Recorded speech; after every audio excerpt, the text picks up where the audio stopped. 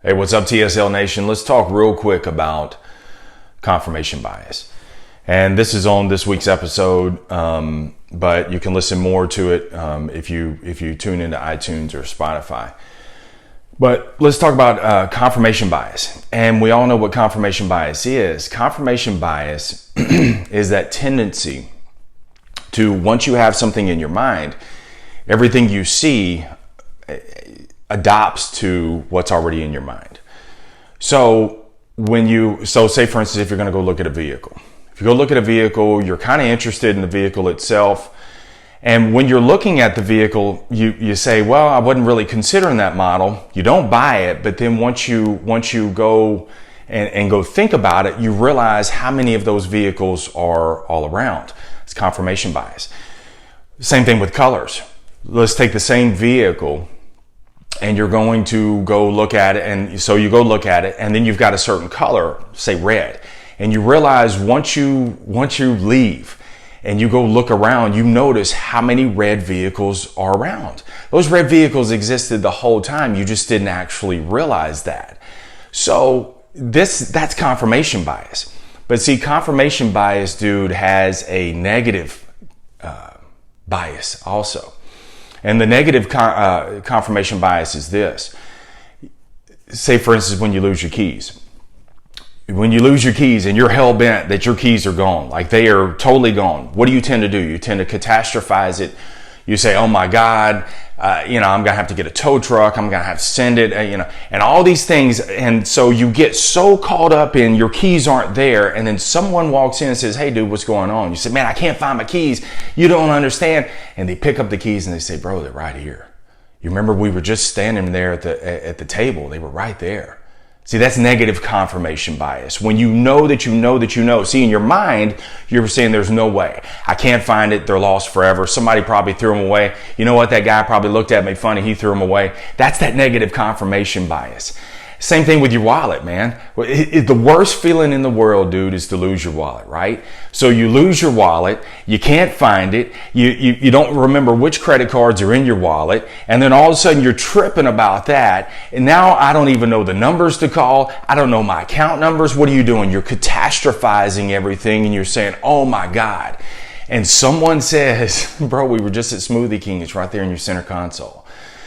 That's negative confirmation bias.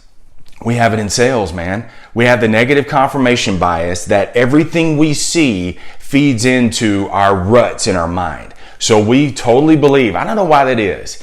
And I guess some of it, the negative, we're wired for negative. We're wired we know that the good times won't last forever, but for some reason we believe that the negatives will last eternally, man. So we get in these slick spots in sales and we think there's no coming out of this.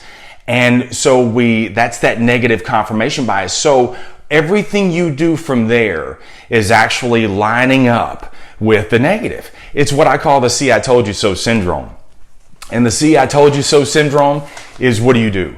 You go out there and you say, see, told you it wasn't going to work. I told you they weren't going to put any money down. I told you they wouldn't like that model. I told you that they wouldn't make that payment. That's that negative confirmation bias that I'm talking about. And the rut gets deeper and deeper and deeper. And that's when you think everybody else is out to get you. That's negative confirmation bias. Confirmation bias is good when you're rolling. It's bad, man, when you get into this rut. So how do you actually get out of it? I hear all that, Marsh. How am I going to get out of the negative confirmation bias? Dude, you got to individualize it. Don't personalize it. Individualize it. Don't personalize it. Meaning that what you do is when you're on a roll and someone tells you no, okay, it's no big deal. The second time stings a little bit more. The third time, bro, that's when you personalize it. When you personalize something, that's when you lump it all onto yourself and you say, woe is me. Oh my God, I can't believe. See, that's that personalization. Let me tell you how you know that you're slipping into negative confirmation bias. You're sliding in the negative confirmation bias when you start using words like, oh no, here we go again. My God, man, when's this going to end? I can't win for losing. That is negative confirmation bias. When you feel yourself starting to slip into those things right there, That's when you're starting to erode into that. How do you break free of it? You individualize it, bro. You don't personalize it. Personalizing it is taking everything with the emotional side of it. And so what you're doing is you're emotionally trying to deal with the situation. And when you try to deal, when you get into a slick spot, when something's not working for you in life, when you sit there and try to handle something, personalizing it emotionally, dude, you're going to stay in the rut because you're confirming it. You already deep down, your emotions are hijacking you and it's saying it's not going to work. It's not going to happen. You're never going to come out of this. So that is exactly what you're getting. The way to get out of this thing, man, is to individualize it. Number one, shut your mouth. Stop saying, oh no, why is this going to happen? Nothing stays forever. Nothing. The good times nor the bad times. And the only reason why your bad times are lasting longer is because you're talking like it and you're acting like it. You got to individualize the situation. When you individualize the situation and not personalize it, personalization is the emotion. When you individualize the situation, then what you're actually doing is it's the mechanics, it's the techniques, it's the approach, it's the follow through. It's all those different things. So I look at it through a singular lens. Same thing when that friend came and found your keys for you, right? When you couldn't find your keys or your wallet, they didn't say, oh God, why is this happening to me, Marsh? I am so sorry for you, man. No, they say, hey bro, what's going on? Can't find my keys. So-and-so probably threw them away. No, they say, oh, they're right here. See, they looked at it through an individual lens, right? It's an individual moment. And they said, your whole life in trash because you can't find your keys. They're right here. Same thing what you got to do for your life, man, is you have to individualize the moment.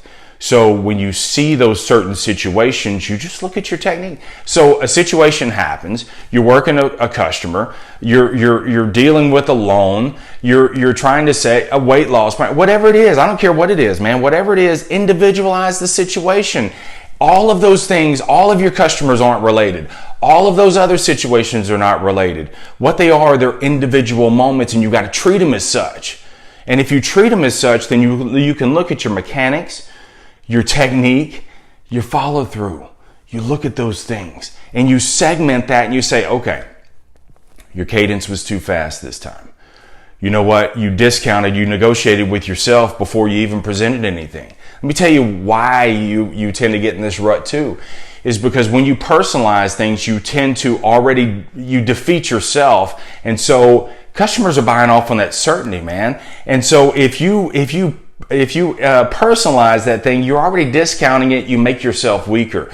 You got to be bold. You got to be direct. When you got a hot hand going, that's exactly what you're doing, right? Customers don't know if you have a hot hand going or not. They have no idea what's going on in your life or not. It's an individual moment. Bring it on.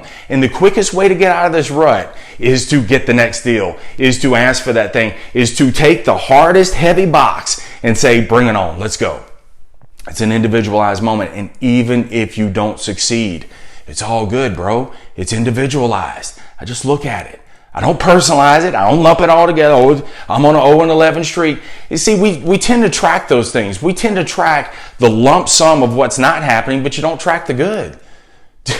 It's an individual moment. So when the situation doesn't work in your favor, then here's what I want you to do. I want you to sit down and figure that part out. Don't. Whoa. Oh my God. Do not do that. All I want you to do is I want you to individualize it. Okay. What was my approach? Did I discount it? Was I bold?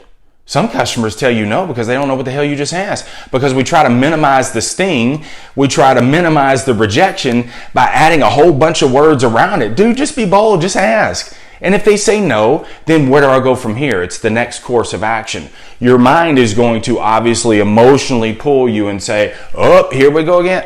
Individualize. What did they just tell me? Why are they telling me no? Why is this not working? The approach, the technique, your cadence was too fast. Sometimes, man, you're too fast. I know when I get on a slick spot, I tend to talk faster. Slow down. Slow down. It's your delivery. Make sure your mechanics, make sure that your body language is all lined up. It's an individualized moment, okay? Your biases are good, man. The confirmation bias is good when it's good, but when it's bad, man, Don't personalize it, man. Individualize it and watch your speech. The quickest way to tell when you're starting to get into that negative confirmation bias and you think there's no coming out of this is when you start personalizing the situation, and everything you do from there is lumping it on. You're clumping it together instead of saying, nope, it's an individual moment. I'm going to deal with this one. I'm going to look at it. I'm going to analyze it, and I'm going to find the next damn one. All right.